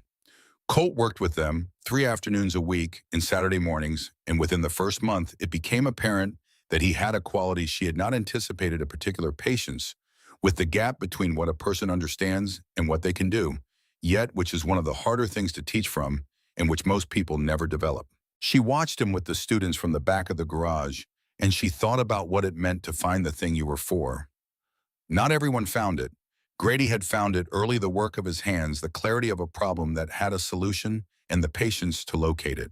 She had found it in nursing, in the structured emergency of other people's pain, which suited a part of her that might otherwise have been directionless. Colt was finding it here in this garage with these tools, and the fact that it had taken a broken arm and a ditch on a county road to get him here was the kind of specificity that, when you thought about it, made chance seem like something else. Harley noticed it too. He came one Saturday and watched Colt work with the students, and afterwards said to Callie, standing in the yard with coffee cups in their hands, and the mid-January light flat and clear across the gravel, that it had been a long time since he'd seen someone find their footing that quickly. "He has good instincts," she said. "He had a good example," Harley said, and she understood he did not mean himself. He meant Grady, who had taught Colt the few things Colt knew about motorcycles in the months before Grady got too sick to be in the garage for long, on evenings when Colt had come to sit with the old guys, and Grady had brought him into the project in small ways, showing him the logic of the disassembly, the reasoning of the parts. She had not known this either. She was still learning the full shape of who Grady had been in the world, the ways he had touched people she didn't know, the small investments of time and attention that had been accumulating interest for decades without her knowledge. "I keep finding out more," she said to Harley, "about who he was." He looked at her with the gray-green eyes that she had come to understand held a great deal more than they showed. "You're going to keep finding out," he said. "That's what people like Grady leave behind, not the things you can point to, the things you discover." She thought about this for a long time after Harley left. She thought about it that evening, sitting in the garage after Colt and the students had gone, in the particular quiet of the space when it was empty but not vacant, still holding the day's work in the arrangement of things. The tools put back in their outlines, the surface of the workbench cleared and wiped down, the motorcycle in the center of the floor as it always was, now finished and present. She had been thinking about the motorcycle, about starting it, not for herself exactly, though. She had in the past weeks developed a relationship with the machine that was different from what she had expected. Less intimidating and more simply present, the way a large animal can seem less frightening once you understand its logic. She had sat on it several times in the garage just to feel the weight and balance of it again, and each time it was slightly less strange, slightly more like something that could be understood. She was thinking about doing it on a specific day. The day Grady had died 3 years ago was a Tuesday in late March. She had sat with his cooling hand for 40 minutes, and then she had called the paramedics, and then she had called their daughter in Portland, who had come on the first available flight, and then the days had folded into the days the way days do after a death, dense and specific, and then without you noticing exactly when it happened, less dense, more ordinary, until the ordinary was simply how things were. The 3rd anniversary was 2 months away. She wanted to start the motorcycle on that morning. Not to ride it, not yet, perhaps never. That was not the point. She wanted to start it and let it run in the garage with the doors open, the way Grady had started every rebuilt engine, standing back and listening. She wanted to hear what 44 years of marriage and 7 years of secret labor and 6 weeks of the Brotherhood's work sounded like when it ran. She mentioned this to Harley on his next visit. He looked at her for a long moment. He said, "We'll be there." "All of you," she said. "All of us," he said. In the weeks that followed, as winter moved toward the first hints of desert spring, the warmth arriving not gradually but in the sudden way it arrived in Arizona, the temperature climbing 10 degrees in a week, and the desert responding with the first tentative green on the Palo Verde and the Ocotillo, Callie continued her education in who Grady Donovan had been. Bo Pierce told her about the time in 1983 when Grady had spent 3 weekends rebuilding the engine of a single mother's car for free because she couldn't afford the parts bill, and he'd quietly paid it himself and had never mentioned it to anyone, And Bo only knew because the woman had told him years later when Bo handled her estate. Gunnar told her about the night in 1998 when Grady had driven 2 hours in a February rainstorm to pull Gunnar's truck out of a ditch on a highway nobody should have been on, and had never told anyone why Gunnar had been on that highway at 2 in the morning, which was a kindness that Gunnar said he had been trying to repay ever since. Wade Gallagher told her about the afternoon Grady had taught him to weld properly, not for the brotherhood and not for money, but because Wade had mentioned wanting to learn, and Grady had simply said, "Come by Saturday," the way people used to say things without conditions or qualifications, because saying it was the same as meaning it. Each story was its own small illumination of a man she had thought she knew completely, and was now discovering she had known in the way, a country you have lived in all your life, deeply and specifically, and also incompletely, because no life is available for full inspection, not even to the person living it. She told Harley this on an afternoon in late February, when the two of them were alone in the garage, and the light was coming in at the low angle of a winter afternoon that was already becoming a spring afternoon, warm enough to sit with the doors open. He said Grady used to say something like that. He said a person is like a piece of country. You can know it well and still find new things if you keep looking. She looked at Harley Flynn, this man who had known her husband for 51 years, who had built something with him, and then watched him choose something else, and who had, by his own account, been angry for 2 years and then understood. She thought about what it meant to understand a choice that took something from you. She thought it was one of the harder forms of generosity. "I'm glad he had you," she said. Harley looked at the motorcycle. He was quiet for a moment. "He had a good life," he said finally. "Not a simple one, but a good one, and it's still going." She understood what he meant. It was going in the licensing agreement with the California manufacturer. It was going in the students at Grady's garage learning to read the logic of a machine the way Grady had read it with their hands as much as their eyes. It was going in Colt Locke, who was becoming week by week the teacher he had not known he was going to be. And it was going in her, which was the part she was still getting used to, that she was not the keeper of Grady's memory, but its continuation, that the life they had built together had not stopped when he did, but had opened into something wider, something that included people she had not known a few months ago, in a garage she had been afraid to enter, and a motorcycle she was going to start in 2 months on a Tuesday morning in March. The Tuesday morning in March came. It came the way the day Grady had died had come, which is to say it came like any other Tuesday. The light through the blinds in thin orange strips, the coffee brewing the desert outside, beginning its ordinary progression from blue to gold to hard, bright blue. But this Tuesday, the yard was full of motorcycles, 6 of them, and the 6 men who had ridden them were standing in front of the garage with their coffee cups. When she came out at 6:15, which was the exact time she had found Grady 3 years ago to the day, she looked at them. She looked at Harley. She said, "Let's open the doors." They opened the doors. The morning light came in. The motorcycle stood in the center of the floor in its deep matte black and its dark burgundy, tank and its brilliant chrome. And it was exactly what it had been for the past months, which was finished and real, and the work of a man who had understood that the things you make outlast you if you make them honestly. Callie walked to the motorcycle. She put her hand on the tank as she had done many times now. The metal was cold from the night, colder than it would be in an hour, the morning chill still in it. She looked at the key, which was in the ignition where Gunnar had put it after the last inspection. She turned it. The gauges came alive. The oil pressure needle moved. The ignition warning light glowed red and then went out. She pressed the starter. The engine turned once, twice, found its compression, and caught.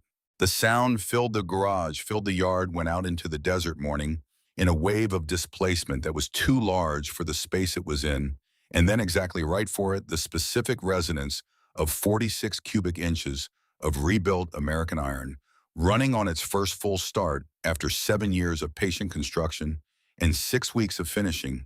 In this moment, that was also everything that had come before it. She left the engine running and stepped back. The 6 men stepped back with her. They stood in the doorway of the garage, and they listened to the motorcycle run. No one said anything. There was nothing to say. There was only the engine, which was Grady's work, which was Harley's knowledge, which was the Brotherhood's labor, which was all of it together running smooth and even and true, the way a well-built thing runs when it has finally been built all the way. Callie listened. She thought about a man she had found in his recliner at 6:15 on a Tuesday morning, his hands in his lap, his face peaceful.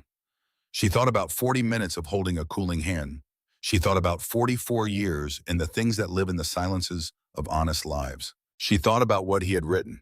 The motorcycle is for you when it is finished. It was finished. She closed her eyes and listened to it run, and she thought, Grady, I hear it. I hear what you built. After a while, she opened her eyes. The engine was still running. The morning was coming fully in through the open doors. The light passed the threshold of orange now and into the first clear gold of a March day in Arizona. The mountains visible to the east above the desert floor, sharp and permanent and unworried about the small human business happening in front of them, which was a woman in a garage with 6 men listening to a motorcycle run. She let it run for 20 minutes. Then she reached over and turned the key. The engine stopped. In the silence after it, which had the particular quality of a silence that has been earned, Coltlock said very quietly from the back of the group, that sounded right. It did, Gunner agreed. Harley said nothing. He looked at Callie, and what was in his face was the look of a man who has watched something be kept for a long time and has now seen it given the look of a promise that has been fulfilled at the cost that promises always cost, which is the length of time between the making and the keeping. She looked back at him. Thank you, she said. She said it once, and she meant everything by it, the 51 years and the 7 of them, and the 6 weeks and this morning, all of it. Thank you. He nodded once. He turned and walked back to his motorcycle. The others followed. The engines started one by one, and they rode out the gravel drive and onto the county road. And she stood in the doorway of the garage and watched them until the sound was gone. She turned back to the garage. She turned off the work lights. She checked the floor drains. She checked the tool outlines on the pegboard, the composition notebook on the workbench, the flat file cabinet locked with its brass key. She checked the motorcycle, which stood exactly where it had been standing for months, finished, imprisoned, and real. She reached up and rolled the left door down and then the right door down. Then she thought for a moment and rolled them back up, both of them all the way. She left them open the way she had been leaving them every morning now for months, because the garage was open. Now it was in use, it was where things happen, and there was no reason to close it just because the morning's particular occasion was over. Occasions end, work continues. She went inside. She made fresh coffee. She sat at Grady's kitchen table with the morning coming in through the window above the sink, the window where his photograph still sat on the sill, the two of them younger and laughing at something outside the frame. She looked at the photograph for a long time. Then she picked up her phone and called Coltlock, who answered on the second ring, with the particular attentiveness of someone who had been expecting the call. Class is at 3 today, she said. I want to start the students on the electrical harness diagnostics this week. Do you have everything you need? I think so, Colt said. I'll check the supply list and let you know by noon. Good, she said. She looked out the window at the garage doors, open morning light on the concrete floor. And Colt, she said, yes, ma'am. She thought about what she wanted to say. She thought about Grady's notebook and Harley's 51 years and the girl who had put her hand on the tank and the engine running for 20 minutes in a March morning in Arizona. Your grandfather was right, she said. The only question worth asking in a crisis is what needs doing right now. I just want you to know, I think that applies to the rest of it too, not just crises. There was a brief silence on the line. Yes, ma'am, Colt said. I think so too. She hung up and sat with her coffee until it was gone. Then she got up, rinsed the mug, put on her jacket, and walked out to the garage. There was work to do. March became April in the way the desert marks its months. Not with rain or greenery in any dramatic sense, but with a sharpening of the light and a specific quality of warmth in the afternoons that was different from winter's warmth. Fuller, somehow more committed, the way a decision feels different once it has been made. Grady's garage had its second student cohort by mid-April. 14 young people, this time word having spread in the particular way things spread in a small town through conversation and through the Tribune article that Carrie had written, and through the simple, observable fact that the students from the first cohort were walking around Dry Creek with a quality of purpose that was different from before and that people noticed. Callie sat in on every class. She did not participate unless asked, which was occasionally when a student had a question about the history of the project or about Grady himself. When those questions came, she answered them the way she had learned to answer things over the past months, completely without managing the answer toward a particular impression. She described Grady as he had been competent and private and generous in the specific ways that did not announce themselves a man who washed his hands before coming inside and left a good tip and asked how you were doing and waited to hear the answer. The student has listened to these descriptions with the attention young people give to stories about people who were real before they were stories.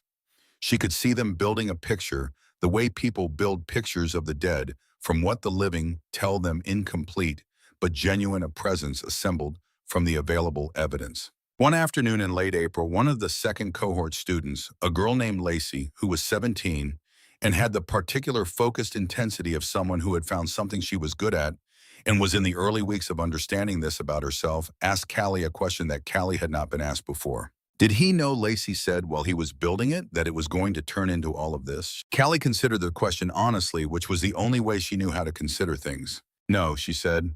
I don't think he knew about any of this specifically. I think he knew he was leaving something that could become something. He was precise about the work, but he wasn't precise about the outcome. He left that open. Lacey thought about this. How do you do that, she said. Leave something open like that. Callie looked at the motorcycle. You build it right, she said. You build it as well as you can with the best understanding you have, and then you trust that the right someone will find it. Lacey wrote something in her notebook. Callie did not ask what it was. After the class, Colt found Callie in the yard and said that Lacey had already asked whether the program offered anything beyond the foundational level, whether there was advanced work available. Callie said, tell her to come back next fall and we'll see what we can build. Colt nodded. He had the look he got, sometimes the look of someone who was seeing further down a road than they had been looking before. She watched him go back inside and thought about the nature of things that grow. You planted what you could with what you had, and you tended it, and you trusted the growth to know its own direction, the way the fig trees in Roy's story had known their own time, the way Grady's drawings had known their own value, before anyone else had confirmed it, the way this garage on this county road in the Arizona desert was becoming week by week, and class by class, something that had not existed before, and that could not have existed without all of the particular events that had led to it, including the bad ones. She thought about the 40 minutes sitting with Grady's cooling hand. She thought about 3 years of locked doors. She thought about a debt that had seemed like an end and had turned out to be a beginning. She thought the only question worth asking is what needs doing right now. She went inside and put the coffee on and looked out the window at the garage. Both doors opened the afternoon light on the concrete floor, Colt's voice carrying from inside, and as he explained something to Lacey about the timing system, the particular patient clarity she had come to recognize as his natural register when he was teaching. The work continued. Grady's voice continued in it, and Harley's and the Gallagher brothers and Gunners and Bo's and Colt's and now Lacey's, and soon the names she didn't know yet, the students who hadn't arrived yet, the people who would come through this garage in the years ahead and take something from it and carry it somewhere else and turn it into something she couldn't anticipate. That was how it worked. That was always how it worked. You opened the doors and let the light in, and you trusted what came through them. She finished her coffee. She rinsed the fish mug from the New Mexico gas station that she had moved from the garage to the kitchen in February, because it belonged in both places, because Grady had bought 2 for exactly that reason, 1 for each place where he spent his days. She looked at it for a moment. Then she put it back on the counter and walked out to the garage.